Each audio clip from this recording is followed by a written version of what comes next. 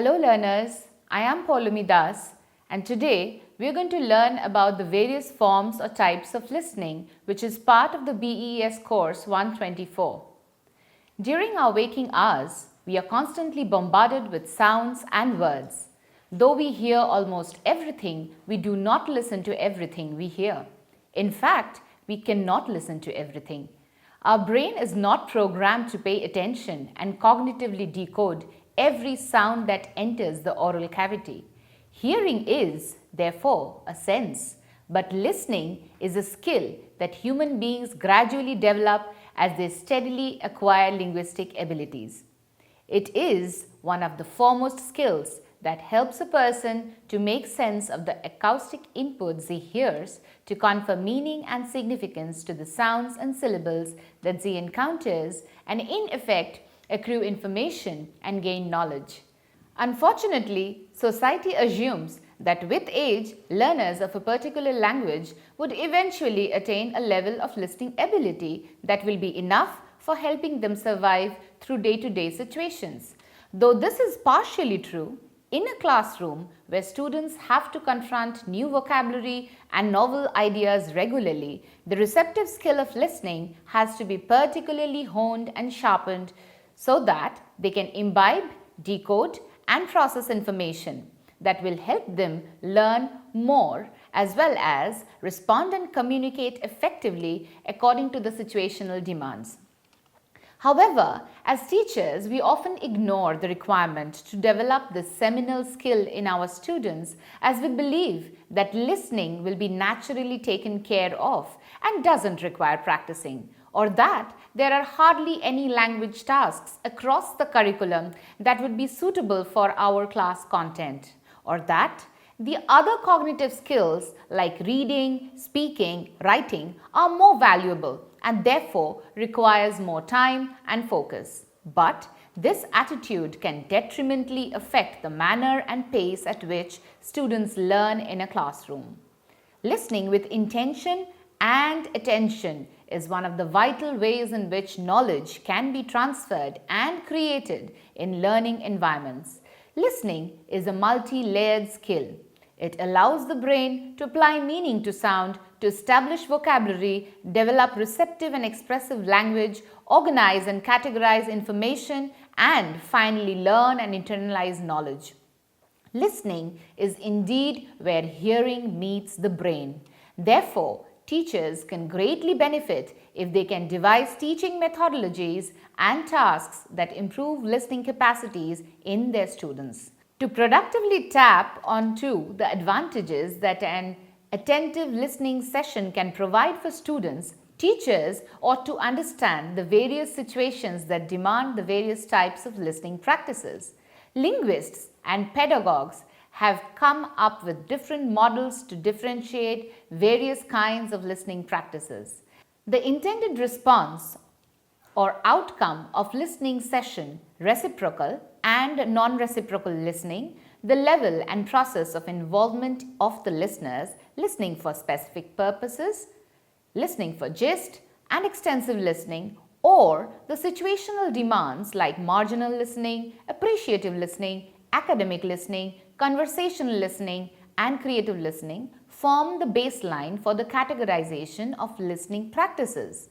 Though there is no absolute model for labeling the different kinds of listening practices, there are definitely overlaps of ideas and concepts. I would like to position the concept of intention at the center of my categorization of listening practices. When listening happens in situations where we have no intention to focus and pay attention to the auditory input, it is termed as inactive or passive or marginal listening. This is the kind of listening we unconsciously engage in most of the time. For example, when we are working on an assignment and there is a cricket match being telecasted on the television in the background, or when different groups of students are discussing their projects in their respective groups in the same classroom and can overhear each other but are not alerted till the teacher announces that their discussion time is over. In passive listening situations like these, the listener can momentarily and voluntarily tune in and zone out from the auditory inputs. That is, they can temporarily shift their attention from the activity at hand. This kind of listening happens on numerous occasions outside the classroom as well. In fact, this ability is very useful in situations where we have to attend to only what we want to hear and tune out everything else. For example, while focusing on a task amidst a noisy and disturbing environment. However, when we listen to a song and appreciate the skill of its composer and listener. However, when we listen to a song and appreciate the skill of its composer and listener, or when we listen to the teacher and make notes in a history class, or follow the voice instructions on Google Maps to reach our destination, or when we listen to a grieving friend and counsel them with friendly advice, we have to listen with intention. I have broadly outlined the three kinds of intentions that would, in effect, decide the kind of listening the listener is engaging in. Listening with the intention to appreciate and derive aesthetic pleasure from the listening activity is termed as appreciative listening. Listening with the intention to understand and gather information and enhance knowledge demands attentive listening. Listening without any judgment but with patience, mostly to resolve internal and external conflicts, is known as empathetic listening.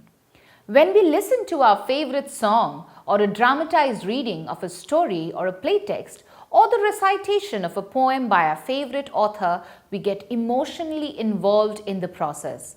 Our reactions and responses in instances of such listening sessions are colored with our degree of involvement and identification with the situation and characters of the auditory text in question. In a classroom, a teacher can deploy this aspect of appreciative listening and facilitate a sense of aesthetic sensibility in their students by drawing attention to the affect and effect of the auditory input and eliciting responses that might assess their grasp over the global meaning of the text.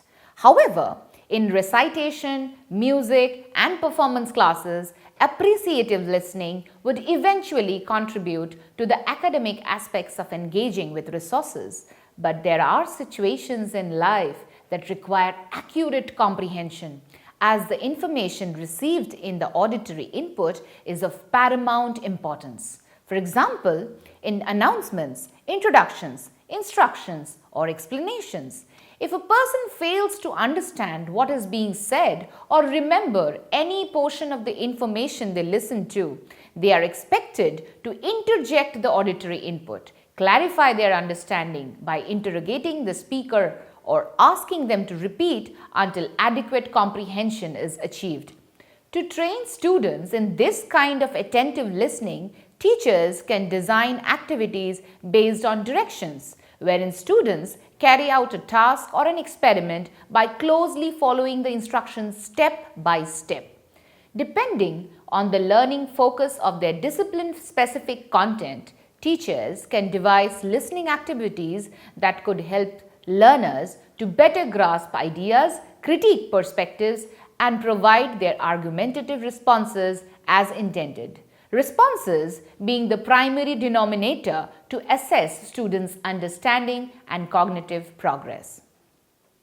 If the way how learners interact with the auditory input decides the manner in which they glean information from it, then listening with rapt attention is the only way forward. However, holding the attention of the students for a prolonged duration is a challenging task.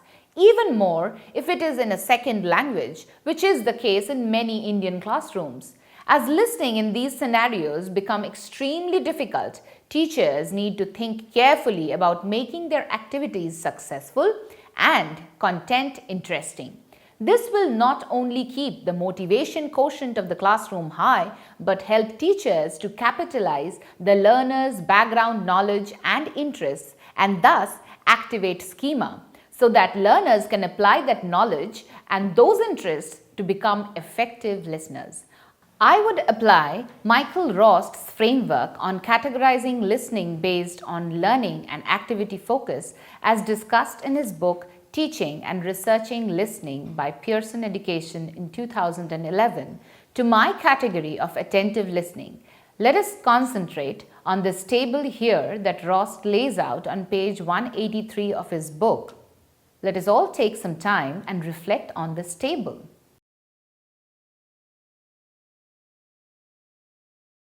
All these listening practices, as you would have surely observed, involve attentive listening. Rost is of the opinion that a balanced approach to listening instruction would aim to include all 6 types, with an instructional priority on those types that offer the most engagement and are consistent with learning and assessment goals. Let us try to understand what each of these listening types implies. Intensive listening refers to listening to a text closely with the intention to decode the input for purposes of analysis. To achieve this, listeners have to pay close attention to precise sounds, words, phrases, grammatical and pragmatic units. This interactive focus on becoming active as a listener. Intensive listening facilitates a higher level of comprehension and is apt for students where the listener has to hunt for specific information or spot a particular word. Apart from enhancing listening proficiency, intensive listening strengthens a learner's language-focused learning. To help students exercise this particular kind of receptive skill, teachers can include a compulsory intensive listening session, no matter how small, as part of their lesson plan. According to Rost, the activities that can involve intensive listening in a classroom could be dictation, elicited repetition, shadowing, word spotting, error spotting, grammar processing, and mediation. Rod Ellis advises the long-term teaching of grammar through input processing, which includes intensive listening rather than through deductive presentations, as it augments learners' skill of noticing, particularly the grammatical features of the language. However, he admits that this is very difficult for learners, particularly if the features are redundant, that is, are not essential for understanding the meaning.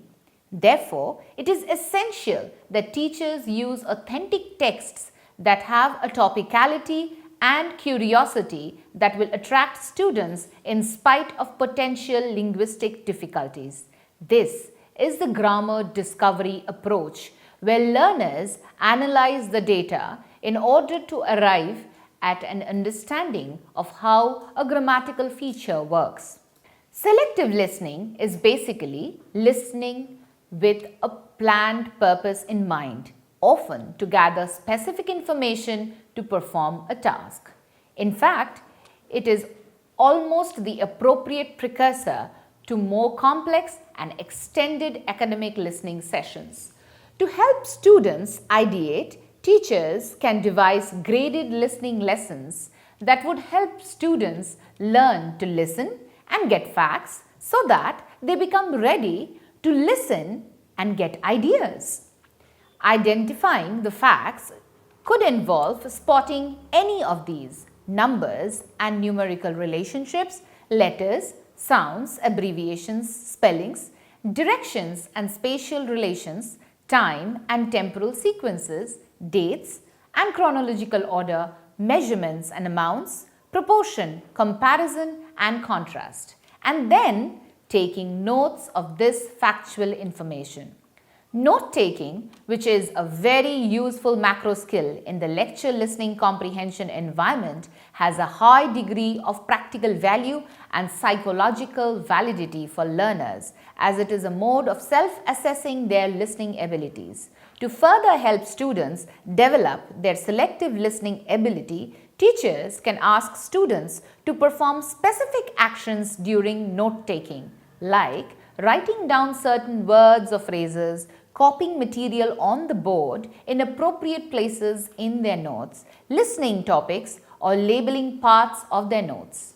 According to Rost, the pre-listening portion of the instruction is crucial to fine-tune students' receptive skills.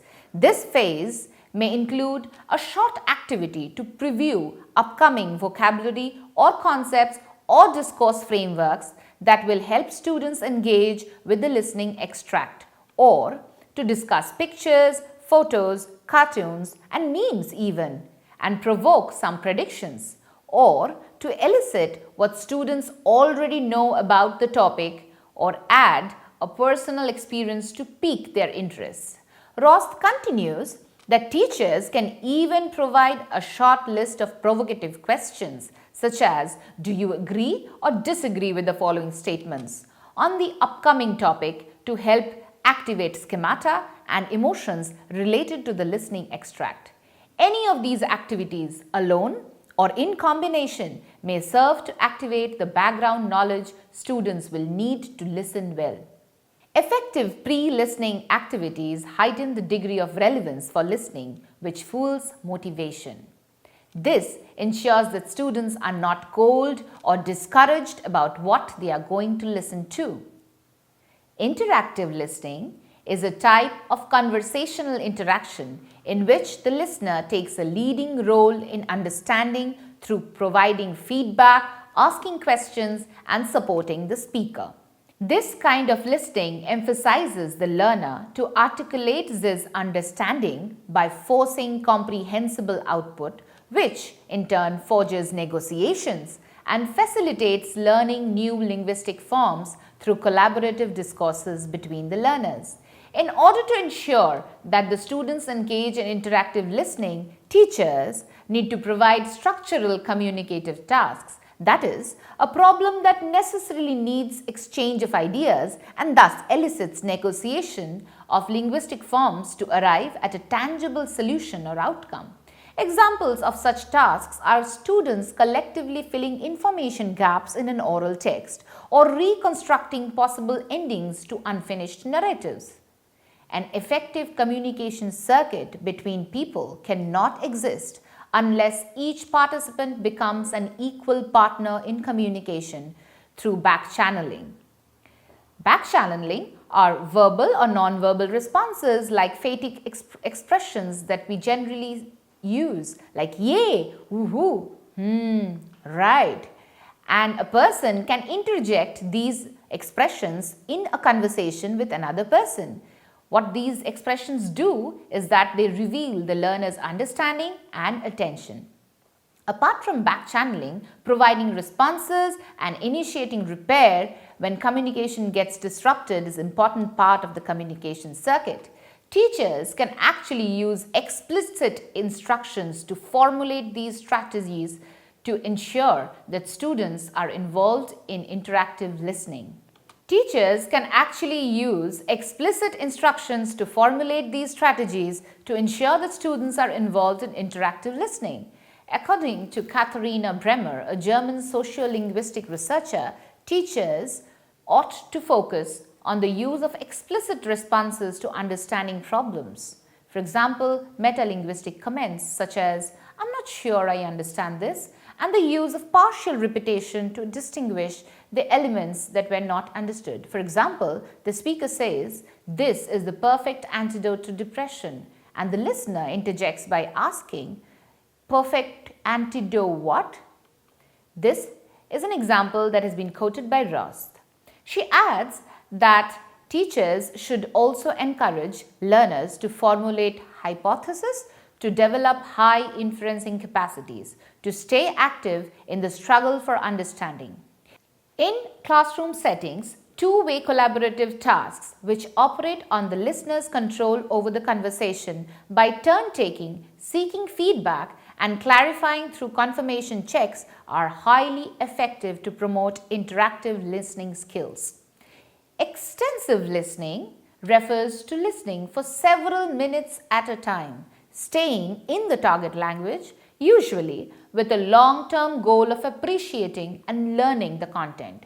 Extensive listening includes academic listening, sheltered language instruction, and listening for pleasure. The last one is something that I have already explained under the label of appreciative listening. In the academic space, students are often confronted with the requirement to engage in extensive listening. To ensure that the extensive listening experience is productive for the learner, the listening input should be fairly understood even in the first episode of listening. This is even more important if it involves an L2 learner.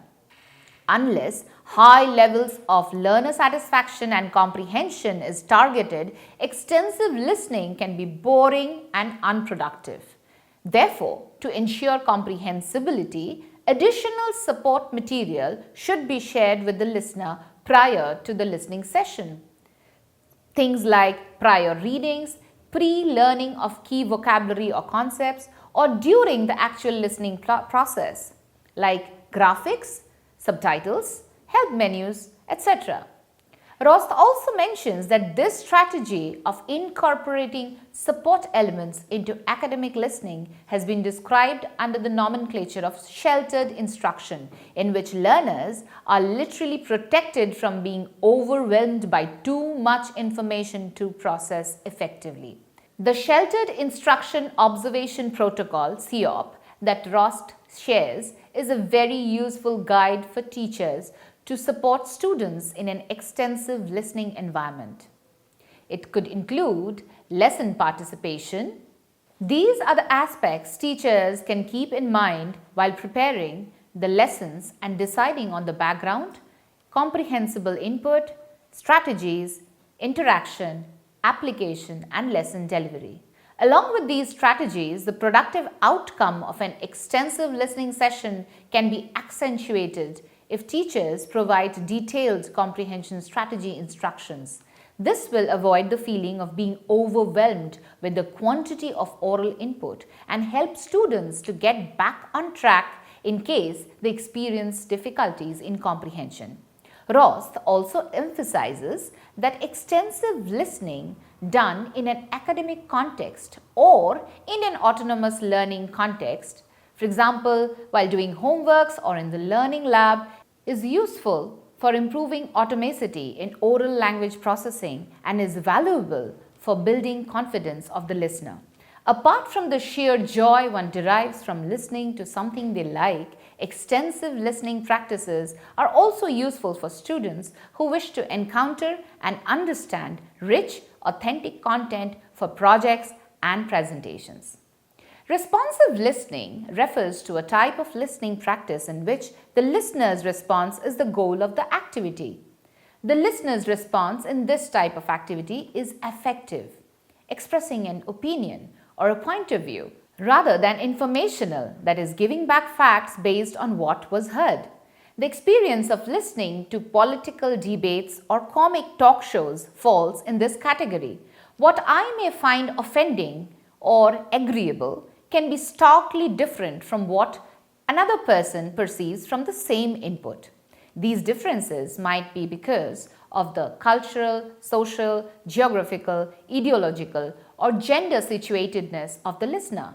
It is interesting to note that the listener's personal prejudices, judgments, and opinions would inevitably color the responsive output of this kind of listening. One of the structured methods that teachers can use to facilitate responsive listening in their students is a paused task. Rather than trying to explain what this means myself, I will take help of a sample paused task idea shared by Shireen Farooq, a Pakistani English teacher that Rost quotes. After looking at the various aspects of the task, Farooq actually gives us an example of a folk tale which he uses for a paused task activity. Let us explain what it looks like. Once there was a very proud fox. One day he was walking in the woods and, this is the first pause point, he stepped into a trap, or what is it? His tail was caught in a trap. He pulled and pulled and, second pause point. This pause could elicit the response, he escaped. Then the story continues. But his tail was left in the trap. He was very sad and that he lost his tail, but he was also very, third pause point, and students can fill it up. When he went back to the back, he said, fourth pause point. And students can fill this gap again with anything they want the narrative to look like. All the other foxes and the story continues. This activity, Farooq says, does not take much preparation and the students like it because they all get to participate. And at the end, Farooq plays the entire story and this gives the students a feeling of satisfaction. Let us now understand what autonomous listening means. According to Rose, autonomous listening refers to independent listening without the direct guidance of an instructor. Autonomous listening can include all the types of listenings discussed: intensive, selective, extensive, interactive, responsive. The key is that the learner is seemingly in control of input selection, task completion, and assessment. Though it might seem that in autonomous listening, the teacher hardly has any role to play, but that is not true. Teachers can still guide students with strategies that will help them self-assess their listening ability. To understand this, let's discuss an idea shared by Brett Reynolds, a teacher from Canada, and quoted in Rust. Films, as we know, are a rich source of developing autonomous listening in students. However, while watching good films, there is a high chance that students get carried away and they do not keep tab of information or observations. To provide assistance and structure to their students while self-assessing their learning, Brett provides a transcript from selected scenes and shares an exercise bank with them. These are some of the questions Brett asked with reference to the movie What's Eating Gilbert Grape? Those include a few emphatic questions. After discussing the questions that this teacher shares with the students, let us now understand what empathetic listening means. Empathetic listening is listening with empathy. And this is going to be the last kind of listening I'm going to discuss in today's lecture. To understand this, we must first understand how much is empathy different from sympathy. What happens when we listen to someone with empathy? Well, sympathy calls for a sense of pity for someone or someone's miserable condition. However, empathetic feelings are generated from a sense of being in the other person's shoes. This kind of non-judgmental listening calls out for patience and sensitivity on part of the listener. Instead of hijacking the conversation, empathetic listening allows the space for the listener and the speaker to completely open up and divulge their issues and internal conflicts. The focus here shifts from the listener back to the speaker, though the speaker and the listener are both actively present. The emphasis is not to engage in a reciprocal conversation, but to let the speaker unburden their hidden and deep-rooted fears and traumas. A listening session like this can often have therapeutic potentials. However, this does not mean that the listener is not responsive. In fact, the listener ought to ask probing questions that might reveal newer and unforeseen solutions to the problems at hand. A conversation that involves empathetic listening generally hinges on concern and care for the individual or issue in question.